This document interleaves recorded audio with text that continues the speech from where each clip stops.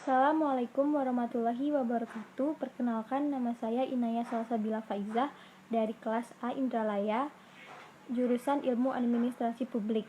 Di sini saya akan menjelaskan tentang Pancasila sebagai sistem etika dan sistem filsafat. Di sini saya akan menjelaskan Pancasila sebagai sistem etika.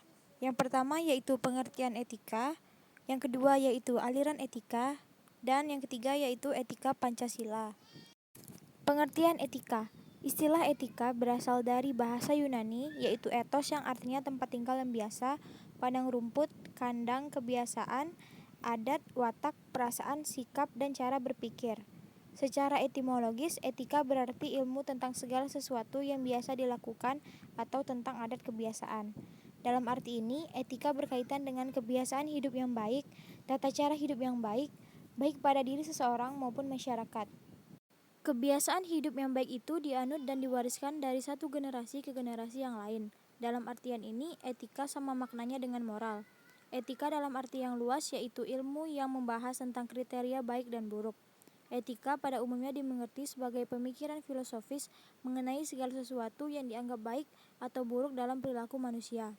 Keseluruhan perilaku manusia dengan norma dan prinsip-prinsip yang mengaturnya itu kerap kali disebut moralitas atau etika. Aliran etika. Ada beberapa aliran etika yang dikenal dalam bidang filsafat, meliputi yang pertama yaitu etika keutamaan. Etika keutamaan atau etika kebajikan adalah teori yang mempelajari keutamaan. Artinya mempelajari tentang perbuatan manusia itu baik atau buruk. Etika ini mengarahkan perhatiannya kepada keberadaan manusia, lebih menekankan kepada saya harus menjadi orang yang bagaimana. Beberapa watak yang terkandung dalam nilai keutamaan adalah baik hati, balas kasih, terus terang, bersahabat, murah hati, percaya diri, dan toleransi. Etika teleologis adalah teori yang menyatakan bahwa hasil dari tindakan moral menentukan tindakan atau kebenaran tindakan dan dilawankan dengan kewajiban. Seseorang yang mungkin berniat sangat baik atau mengikuti azas-azas moral yang tertinggi, akan tetapi hasil tindakan moral itu berbahaya atau jelek, maka tindakan tersebut dinilai secara moral sebagai tindakan yang tidak etis. Etika teleologis ini menganggap nilai moral dari suatu tindakan dinilai berdasarkan pada efektivitas tindakan tersebut dalam mencapai tujuannya. Etika teleologis ini juga menganggap bahwa di dalamnya kebenaran dan kesalahan suatu tindakan dinilai berdasarkan tujuan akhir yang diinginkan. Aliran-aliran etika teleologis ini meliputi endaomosisme, hedonisme, dan utilitarianisme. Dan yang terakhir adalah etika deontologis, yaitu teori etis yang bersangkutan dengan kewajiban moral sebagai hal yang benar dan bukan membicarakan tujuan atau akibat. Selanjutnya adalah etika Pancasila, yaitu cabang filsafat yang dijabarkan dari sila-sila Pancasila untuk mengatur perilaku kehidupan bermasyarakat, berbangsa, dan bernegara di Indonesia. Oleh karena itu, dalam etika Pancasila terkandung nilai-nilai ketuhanan, kemanusiaan, persatuan, kerakyatan, dan keadilan. Kelima nilai tersebut membentuk perilaku manusia di Indonesia dalam semua aspek kehidupannya. Sila ketuhanan mengandung dimensi moral berupa nilai spiritualis yang mendekatkan diri manusia kepada Sang Pencipta, ketaatan kepada nilai agama yang dianutnya.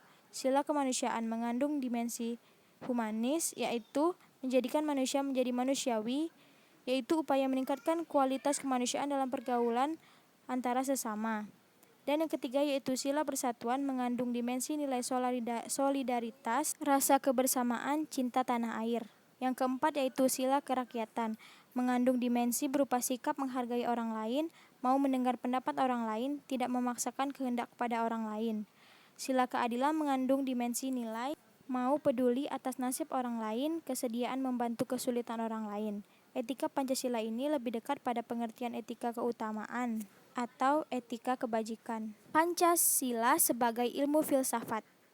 Pancasila sebagai sistem filsafat adalah kesatuan dari berbagai unsur yang memiliki fungsi tersendiri, tujuan yang sama, saling keterikatan dan ketergantungan. Filsafat adalah upaya manusia mencari kebijaksanaan hidup dalam membangun peradaban manusia.